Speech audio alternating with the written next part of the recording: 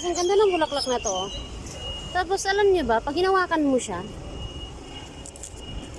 tumutunog, di ba? Parang siyang plastic. Pero guys, totoo yan. Totoo siya. Ewan ko lang itong yellow. Ay, ang yellow ganun din. Ayan, oh. Pero totoo siya. Ang ganda.